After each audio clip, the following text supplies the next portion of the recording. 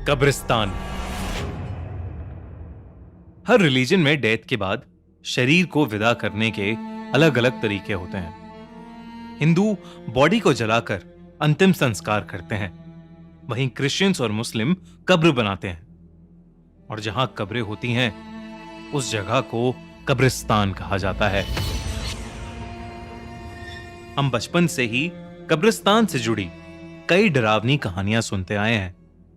ऐसा माना जाता है कि आत्माएं शरीर तो छोड़ देती हैं, पर कभी कभी इस दुनिया को नहीं छोड़ती और अक्सर अपने शरीर के पास ही रहने लग जाती हैं।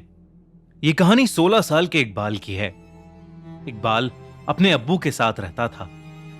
इकबाल के अब्बू एक बीमारी होने के कारण चल फिर नहीं पाते थे, इसलिए छोटी उम्र में ही इकबाल घर संभालने लगा था।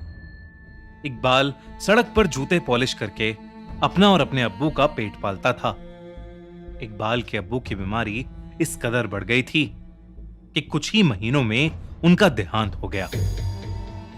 इकबाल के पास इतने भी पैसे नहीं थे कि वो अपने अब्बू को अच्छे से विदा कर सके, इसलिए उसने जैसे तैसे करके अपने अब्बू के शरीर को एक कब्रिस्तान में दफन कर दिया। इकबाल ने यह सब भी अकेले ही किया, इसलिए सुबह से कब शाम हो गई और शाम कब रात में बदल गई उसे पता ही नहीं चला। इकबाल अपने अब्बू की मौत से बहुत ही ज्यादा बेबस और अकेला महसूस कर रहा था। उसे समझ नहीं आ रहा था कि आखिर वो अब क्या करेगा। इसी उदास सोच के साथ आंखों में आंसू लिए इकबाल कब्रिस्तान से घर लौटने लगा। लेकिन इकबाल जैसे ही उस कब्रिस्तान के गेट तक पहुंचा, उसे पीछे से किसी ने आवाज लगाई,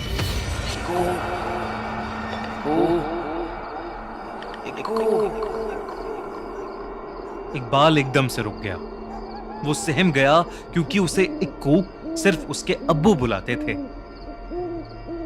इकबाल को लगा कि शायद उसके कान बज रहे हैं कि तभी उसे एक और आवाज आई, इक्कू बेटा, इक्कू, मुझे बहुत प्यास लगी है बेटा, जरा पानी पिला दो।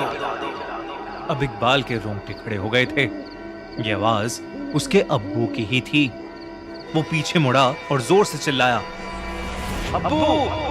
पर उसके सामने बस एक खामोश कब्र थी और कुछ नहीं। इकबाल फिर से चिल्लाया, अब्बू! अब्बू, क्या आप मुझे सुन सकते हैं? पर सामने से कोई आवाज नहीं आई। इकबाल को लगने लगा था कि शायद उसे अपने अब्बू की कुछ ज्यादा ही याद आ रही है और अब्बू की आवाज बस उसके ख्याल हैं और कुछ नहीं। वो अपना मन पक्का करके जैसे ही वापस जाने के लिए मुड़ा तो वो दंग रह गया। कब्रिस्तान से बाहर जाने वाला लोहे का गेट, जो अभी चंद लम्हे पहले तक खुला हुआ था, वो अचानक बंद हो गया था। शायद उस पर कोई ताला डालकर चला गया था और पूरे कब्रिस्तान की बाउंड्री पर बड़े बड़े लोहे के फेंस थे जिन्हें पार कर पाना बहुत ही मुश्किल था। उस कब्रिस्तान से बाहर निकलने का एक दूसरा गेट भी था, पर वो एक दूसरे कोने में था। उस गेट तक पहुंचने का मतलब था इकबाल को पूरे कब्रिस्तान के बीच से होकर गुजरना पड़ता।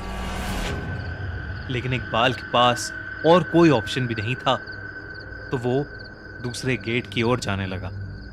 देर रात हो चुकी थी। उस कब्रिस्तान में तेज हवा और एक बेजान खामोशी के अलावा और कुछ भी नहीं था।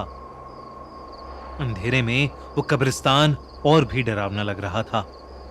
इकबाल हल्का सा घबराया हुआ जल्दी से जल्दी बस वहां से बाहर निकलना चाहता था। लेकिन कुछ ही दूर चलते हुए इकबाल को कुछ ऐसा दिखा जो उसे बहुत अजीब लग रहा था। उसने देखा कि कब्र के किनारे एक आदमी अपने घुटनों में सर दिए बैठा हुआ है। वो सुनसान कब्रिस्तान के बीचों बीच आखिर क्या कर रहा था? ये सवाल इकबाल का पीछा नहीं छोड़ रहा था। इकबाल ने उस आदमी को आवाज दी, पर उस आदमी ने कोई जवाब नहीं दिया। इकबाल धीरे धीरे उस आदमी के करीब गया।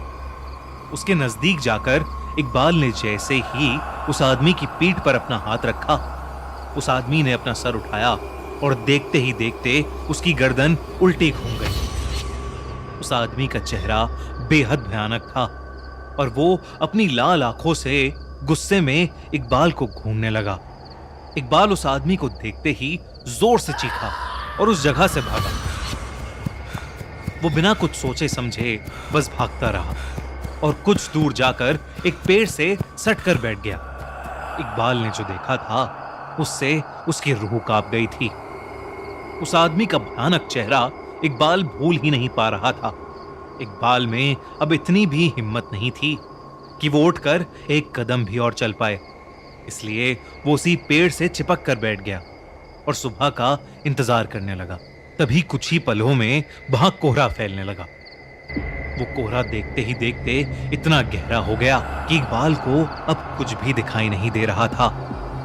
तभी उस कोहरे में इकबाल को एक औरत की परछाई दिखी जो तेजी से उसके सामने से निकली। इससे पहले इकबाल कुछ समझ पाता, उसे उस कोहरे में एक बच्चा भागता हुआ दिखा और उस बच्चे के पीछे एक औरत भी भाग रही थी।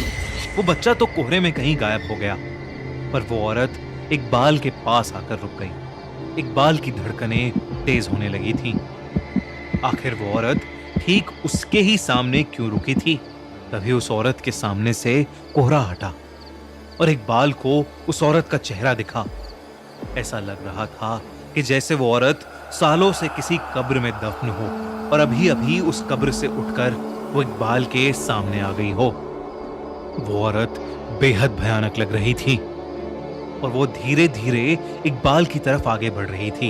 इकबाल जब डर के मारे पीछे हुआ तो उसका पैर फिसल गया और वो पास में खुदी हुई एक कब्र के अंदर गिर पड़ा।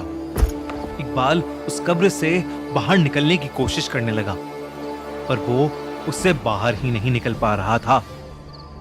उसे ऐसा लग रहा था जैसे किसी ने उसे पीछे से जकड़ लिया है। जब उसने अपनी नजर पीछे घुमाई तो उसकी रूह कांप गई।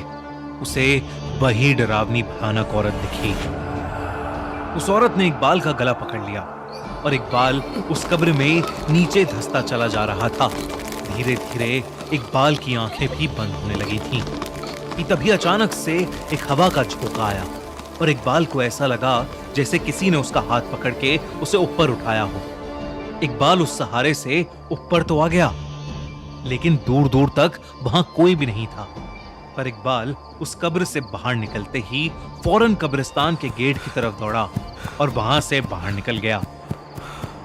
बाहर निकलकर इकबाल की आंखों में आंसू आ गए, क्योंकि उसे समझ आ गया था कि जो सहारा उसे अपने हाथों पर महसूस हुआ था वो और कोई नहीं बल्कि उसके अब्बू ही थे। उसके अब्बू ने ही शायद उसकी जान बचाई थी। उस रात के बाद इकबाल को समझ आ गया कि अगर आपसे प्यार करने वाले लोग किसी वजह से आपसे दूर भी हो जाएं, तब भी वो हमेशा आपका ख्याल रखते हैं। दोस्तों, ईद मुबारक। कैसी लगी आपको ये कहानी? पसंद आई तो इस वीडियो को लाइक करो और अपने फ्रेंड्स और फैमिली के साथ इस ईद पर शेयर करो। और हां, हमारे चैनल खूनी मंडे को सब्सक्राइब करना मत भूलना।